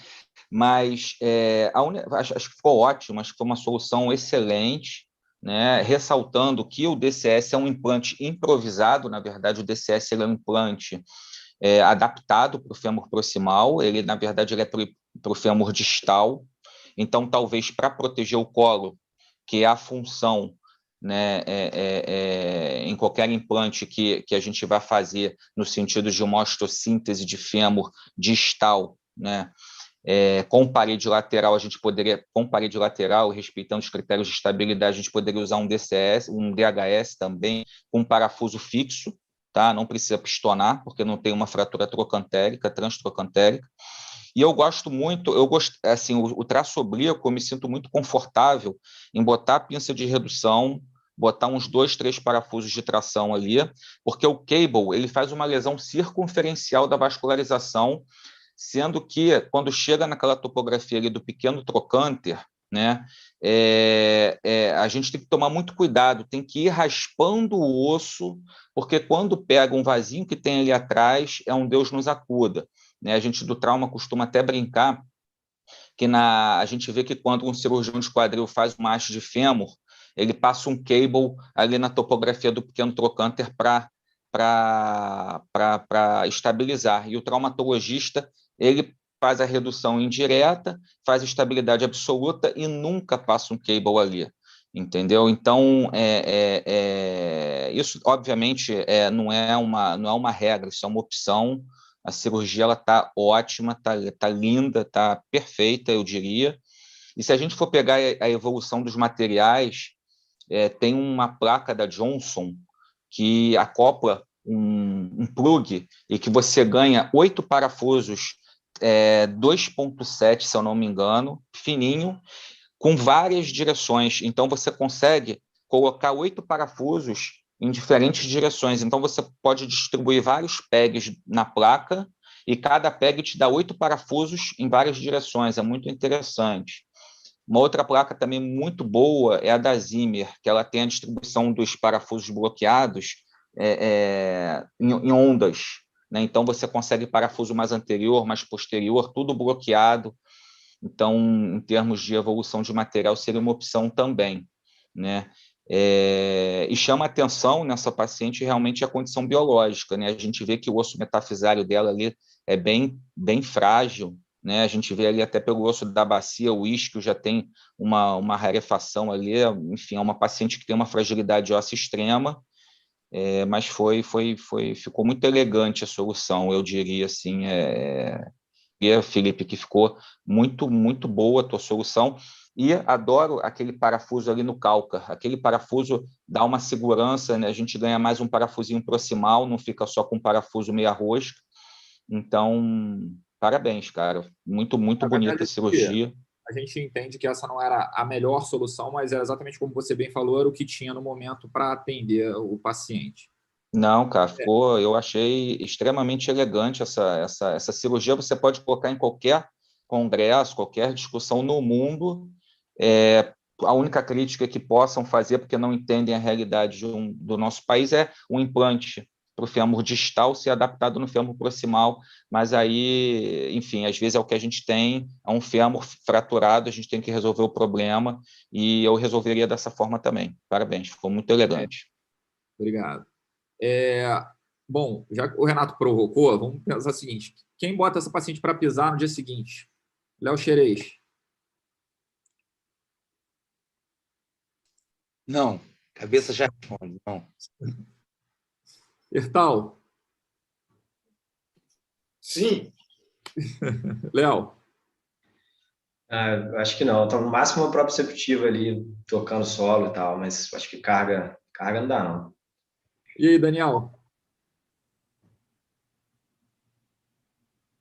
Felipe, vou te falar duas situações. Se você estiver numa discussão da AO, você tem que falar que bota carga precoce e bota para isso e vamos que vamos. Agora, a verdade é que eu acho que tem que ser um pouco corajoso. Eu teria mais cautela, tá? Eu colocaria a paciente de andador. Eu falo com a paciente assim, é só para sentir o chão, você não vai jogar peso. Assim, é a carga mais protetora possível, até porque é uma paciente cardiopata, enfim, tem uma série de complicações clínicas, eu não gostaria de vê-la direto na cama, tá? Mas eu seria bem conservador com ela. É um caso complexo, num osso complexo, numa paciente complexa. Tudo que eu não quero nesse paciente é uma fratura, uma nova fratura, uma falha do implante, eu seria bem conservador com ela. Jorge, meu amigo, foi o que eu operei. Eu pedi para pisar com andador com carga parcial. Como é que você me ajuda aí nesse sentido? A primeira coisa, quando você falou que esse paciente vai para o CTI, eu já penso num paciente num pulo. 74 anos, imobilizada no leito, analgesia é de suma importância, né? Esse paciente está com uma analgesia ali controlada para a gente começar a mobilização precoce dela o mais breve possível, porque eu tenho que pensar, se essa paciente não sair do leito, ela vai me fazer uma telectasia, ela vai começar a ter problemas respiratórios, e isso pode atrasar e muito a saída desse paciente da unidade de terapia intensiva. Então, meu trabalho seria trabalho de isometria, mobilização tibiotársica, sentar esse paciente beira-leito e orientava esse paciente com o andador a sentir o chão, ficar fora da cama, ter o mais tempo possível, de preferência numa cadeira alta, né? Aquelas cadeiras do papai que a gente tem, isso é por conta do meu conservadorismo dele. O hospital lá tem esse tipo de cadeira, deixar o paciente o mais confortável possível. E é aquele detalhe que eu falei anteriormente, é uma comunicação efetiva para a equipe, com a equipe, porque são vocês que vão liberando o direcionamento e o posicionamento que a gente vai ter em relação a isso. Eu seria realmente conservador, andadorzinho, propriocepção, incentivador respiratório por conta da idade dessa paciente, 74 anos, que querendo ou não, dependendo da paciente, ela vai ficar mais um tempo, inclusive na cama, até por conta mesmo de medo, então, uma série de coisas. Uma coisa importante, Renato, esse paciente ficaria no CTI mais ou menos quanto tempo? Nossa, Jorge, depende muito da evolução dele no pós-operatório imediato, né? Sim. Eu acho que, tratando-se de um paciente cardiopata, tem alguns cuidados nas primeiras 24 horas de pós-operatório, né? Eletro, enzimas cardíacas, né? Enfim. Mas eu entendo que se não houve complicação nenhuma, não teve um sangramento mais importante, não teve nenhuma evidência da descompensação da doença cardiológica de base, né? Eu entendo que, enfim, não mais do que 24 horas, mas isso é muito artesanal, é muito individualizado de caso a caso, né? O quanto antes esse paciente sair da unidade de terapia intensiva é a melhor coisa para ela, né? Sem dúvida, para ele, sem dúvida. para evitar essa série de complicações que a gente, muitas das vezes, até vê acontecer na O Felipe, Oi. uma coisa interessante aí, você repara que o DCS ele é 95 graus, né? Repara como é que ela é uma paciente idosa, naturalmente tem a deformidade plástica do osso, ela deve ter um ângulo cérvico-diafisário aí, em torno aí de uns 120 graus. Ela tem um colo extremamente varo, né? Você vê que o arco de Shenton ele nem fica simétrico, né? A curvatura femoral ela passa abaixo da curvatura do ramo púbico, né? Ela não dá continuidade de tão varo que é esse colo, né? Então, esse paciente, quando você faz uma descarga de peso, o momento em varo dele no implante extramedular, né? Ou seja, a força de cisalhamento, ela é muito grande, isso no implante extramedular, né, que só poderia ser feito porque ela tem uma ringe e não teria como fazer um implante um tutor intramedular, né? Então, isso daí é mais uma coisa que me leva a um pós-operatório extremamente conservador, entendeu? O momento em varo dessa paciente é enorme, né? Às vezes a gente vê aquele arrancamento, né? A placa, ela vai, só fica os parafusos, as pontinhas dos parafusos, né? Todo mundo já viu um raio-x desse. Eu seria extremamente conservador com essa paciente.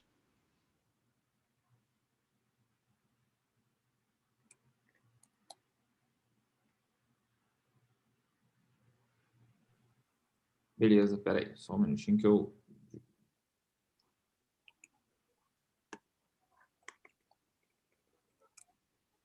Bom, vamos para o terceiro caso. Prometo ser rápido, porque está todo mundo já na hora.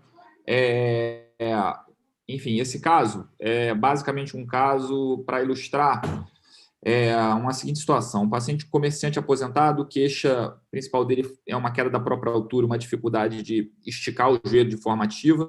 A família fala que ele vem sofrendo essas quedas sucessivas, que ele já foi avaliado 2 vezes na emergência e que ele tem uma dificuldade para levantar a cadeira, uma incapacidade de subir e descer escada. Ele só consegue subir escada com ajuda. Ele é renal crônica, tem hipertireoidismo, não tem cirurgia prévia e nega doenças cardiovasculares. Ele claudica quando anda, não tem edema, não tem o eixo fisiológico simétrico, tem um arco de 0 a 120 e um arco ativo de 60 a 120. Tem teste ligamentar e meniscal negativo e tem uma interlinha indolor à palpação. Exames complementares. Léo, eu sei que esse é um caso que foi cedido pelo Leonardo, eu vou pedir para ele conduzir junto comigo, porque, inclusive, ele publicou esse trabalho. E eu vou deixar você sempre por último, tá bom, Léo? Ertal, radiografia, qual que você pede, por favor?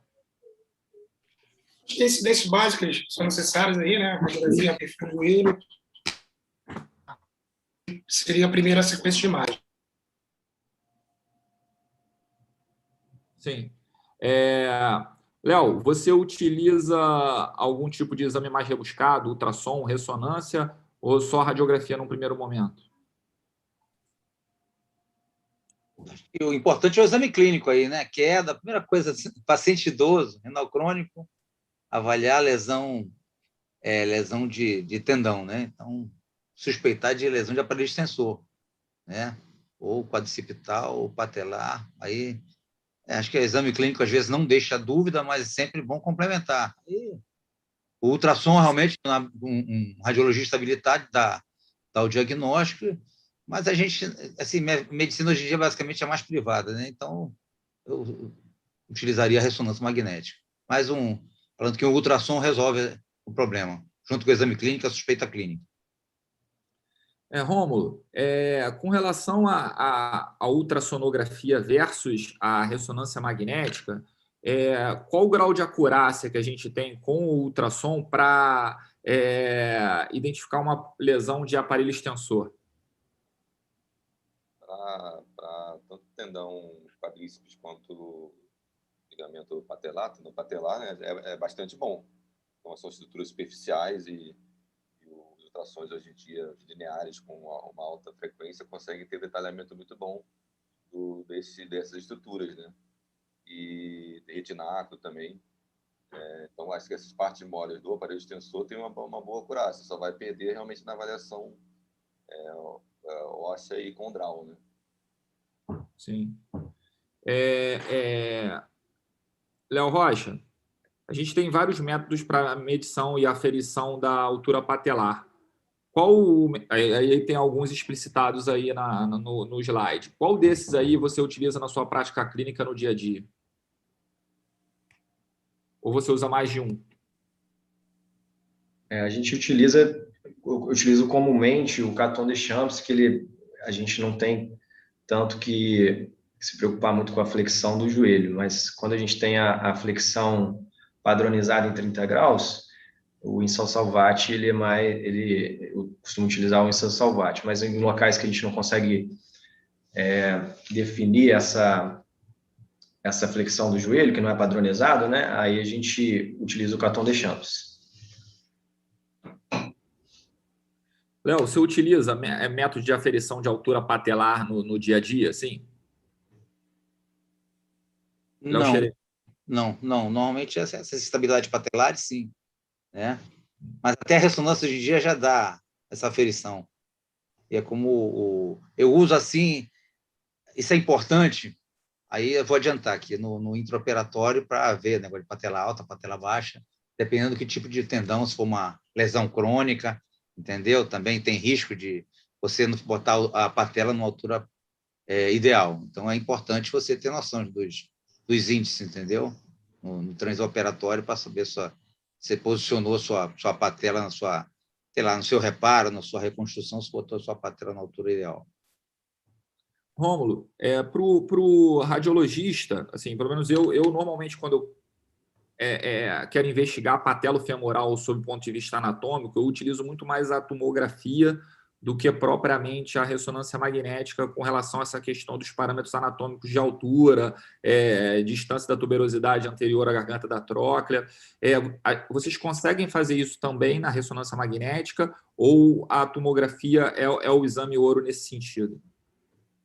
A altura patelar, a ressonância vai ter a mesma performance, assim, né? Os reparos anatômicos são os mesmos, assim, mas realmente o TAGT vai ser possível ser feito na posição neutra, né? Mas o estudo dinâmico com grau de flexão é que vai ser, não vai ser possível na ressonância só com a tomografia. Então, esse estudo mais detalhado da estabilidade do aparelho extensor, a tomografia realmente é superior porque consegue fazer esse estudo com os graus diferentes de flexão, né? Mas o estudo em posição neutra é possível ser feito pela ressonância, sim. Sim. Léo, e essa frase aqui, essa afirmação, Zé Léo, tipo, 50% das lesões do aparelho extensor são negligenciadas no primeiro atendimento. A que você atribui isso, cara? O que você acha? Você acha que é falta de examinar o paciente? Você acha que é dificuldade de realização de exame complementar? A que você acredita essa 50% de negligência de diagnóstico nesses pacientes? Eu acho que esse é um dado super importante, assim, porque se você for examinar o paciente, você faz você afere o arco de movimento, a amplitude de movimento do paciente, você está vendo a amplitude de movimento dele passivo, né?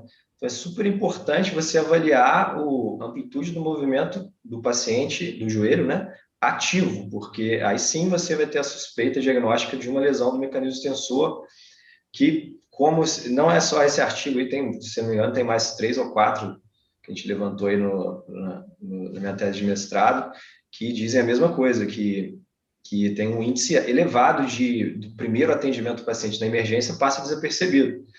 E eu já cheguei até a atender paciente em consultório assim, que passou na emergência e não tinha lesão do patelar ou do quadríceps e não foi diagnosticado. Provavelmente o colega examinou só passivamente, não pediu para o paciente levantar a perna esticada. Então, é um detalhe que bobo, né? Que assim, se você não faz, você às vezes não diagnostica. Porque o raio-x às vezes vem normal, a altura não vem tão alterada no primeiro exame, né? Pode não vir, né?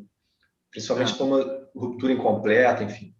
Eu atendi um hoje, só para você ter uma ideia. Realmente mesmo? parece fácil, mas não é.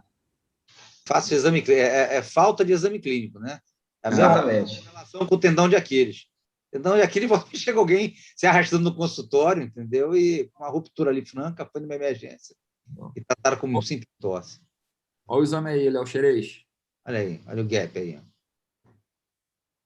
A tela já encurtada, né? Estabelecida e um gap evidente. Exatamente. Entendeu? Era um caso crônico, realmente, com esse exame aí, ó. Consegue. Entendeu? Sem extensão ativa. Sim. Renato, essa paciente era uma paciente renal crônica. Enfim, era um caso que, enfim, inspira cuidado sob o ponto de vista ortopédico, necessidade de procedimento cirúrgico. A gente precisa de algum tipo de abordagem específica ou algum cuidado a mais nesse paciente? Evitar anti-inflamatório? A gente adora anti-inflamatório, né? Você sabe disso, né? A gente não sem anti-inflamatório, cara. Não, enfim, eu acho que evitar condições de agressão renais, né? Por exemplo, hipovolemia, né? Hipo ou hipertensão, mais importante a hipotensão, e evitar os medicamentos nefrotóxicos, né? Então, acho que esses são os cuidados básicos, né? Principalmente tratando-se de peri de pós-operatório imediato, evitar a hipovolemia nesses pacientes, né? Que certamente vão contribuir para uma descompensação da função renal. Tá? Sim, sim. Bom, tratamento. Tratamento cirúrgico. E aí é importante divulgar a técnica que o Zé Léo, enfim, publicou. Tá dando para ver aí, Léo? Não. As imagens não estão aparecendo, eu acho, Felipe. Algum problema aí. Eita, cara. Espera aí, só um minutinho. Deixa eu só... Agora eu vou puxar a brasa para o Rômulo aí, que ele está... Nesses casos aí é importante saber se foi intrassubstancial ou uma desinserção, que aí muda, né? É quando tem uma desinserção do tendão do osso, é importante usar alguma técnica transóssea, né? É importante ter a ressonância magnética, ajuda até em você direcionar o tratamento. Mas aí no caso que é crônico, são técnicas alternativas. Que aí o Léo vai falar, né? Exatamente, a ressonância vai ver bem isso aí. É facilmente visto pela ressonância. Léo, tem como você compartilhar o caso aí, cara? Porque eu realmente não estou conseguindo pegar as imagens aqui.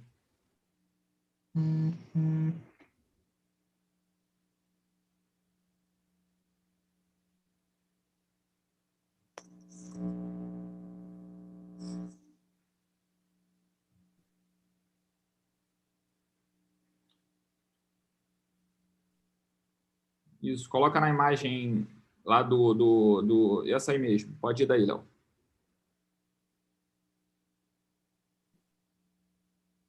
Tá sem áudio, Léo.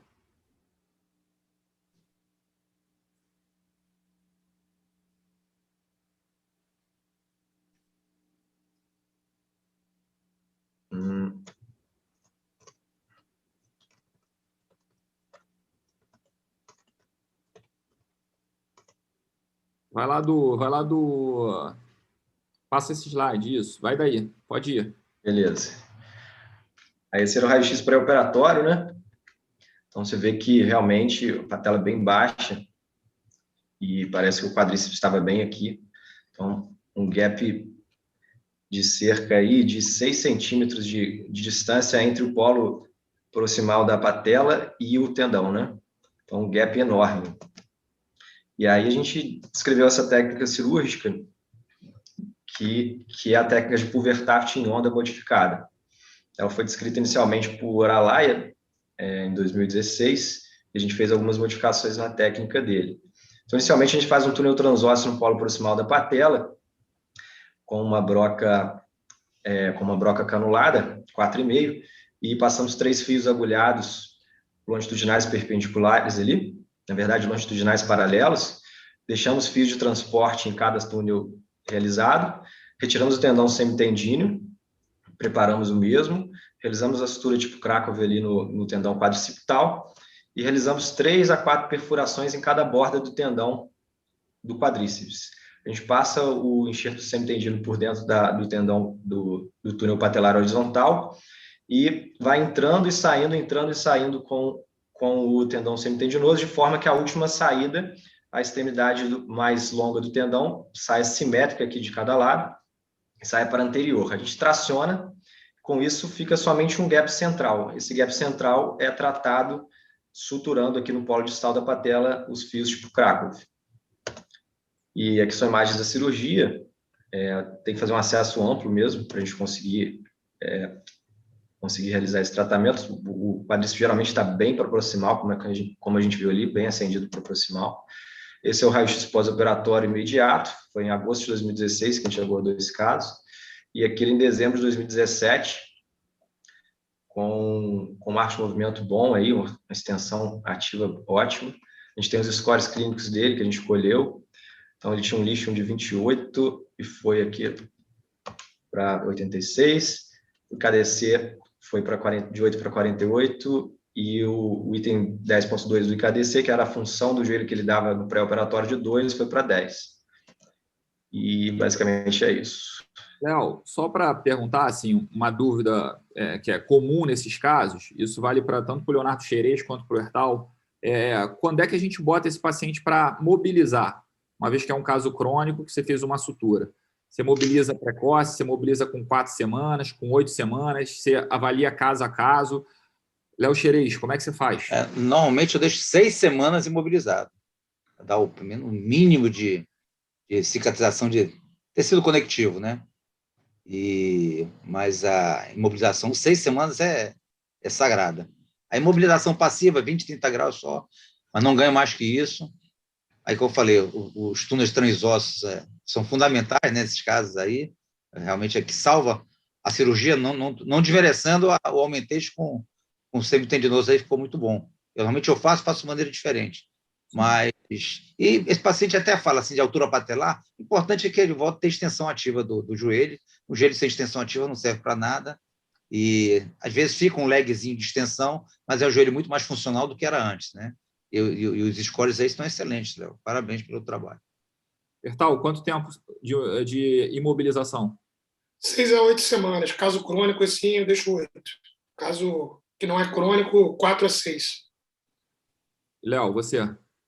6 semanas o padrão nosso também. Todos os pacientes que a gente operou com essa técnica foram 6 semanas. E a gente conseguiu extensão ativa máxima de nenhum lag de extensão em todos os pacientes utilizando essa técnica. Então, a gente acha que, inclusive, é um trabalho que a gente vai se submeter agora, essa avaliação é retrospectiva, né? Mas tem avaliação funcional e com isocinético também. A força de extensão máxima no isocinético não foi abaixo do que a lesão aguda, que é conseguida na lesão aguda, que é em torno de 70% a 80%. A gente conseguiu cerca de 50% da força máxima do lado contralateral. Mas a gente analisou também a força que é chamada de TDT. É a força que a gente utiliza nos milissegundos iniciais do tempo.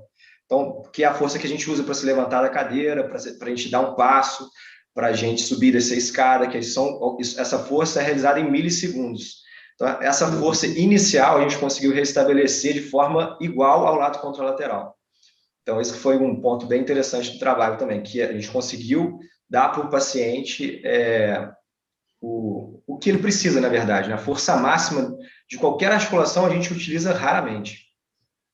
Sim. Rômulo, você acha válido e qual é a acurácia de avaliação de exame pós-operatório da cicatrização do tendão?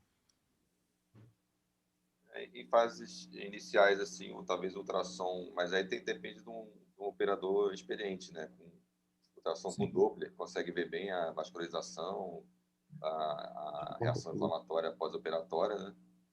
E o limitante na avaliação da ressonância são os artefatos dos fios, né? Sim. Pelo raio-x ali eu vi que não ficou tanto metal, né?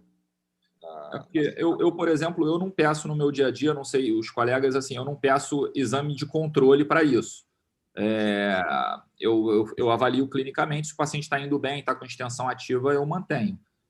Algum de vocês pede ressonância de controle ou não? Eu também acho que não é tão necessário, não. Assim, o tendão vai estar heterogêneo, espessado, né? O tendão manipulado, então, se não tem nenhuma suspeita clínica de rotura, de falha do procedimento, eu ainda não vejo necessidade, não. Sim.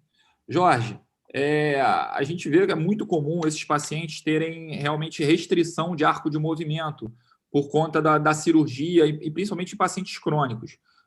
Como é que é a sua reabilitação nesse sentido aí? Bom, a minha reabilitação é parcimonicamente, né? Eu vou ganhando esse arco de movimento de acordo com o que o paciente vai me mostrando, sendo que eu explico para ele que a gente tem que ganhar isso, né? Então, nos primeiros dias, depois dessa liberação, eu começo com mobilizações passivas, ganhando o arco de movimento ali de acordo com o que ele vai me proporcionando, porque nesses casos, se forçar uma barra, eu sou muito parcimônico com relação a isso, de fazer tudo na medida do possível. E, basicamente, quem foi que falou sobre 6 semanas aí? Quem foi de vocês? Acho que é um consenso isso. A gente segura 6 semanas, em média, para a liberação de arco de movimento, para a cicatrização do tendão. Esse é o tipo de paciente que a gente não libera a mobilização dele de forma imediata. Entendi. E, posteriormente, a ganho de força, né? Trabalhar exercício isométrico, eu gosto muito de trabalhar em isometria com os pacientes. E, basicamente, é isso. Gente, queria agradecer basicamente a todos vocês, ao Daniel, a todos vocês que ficaram aqui até essa hora discutindo os casos. Acho que para a gente foi muito proveitoso. Essa troca ela é fundamental para a gente, acho que enriquece e engrandece a todos nós como os médicos.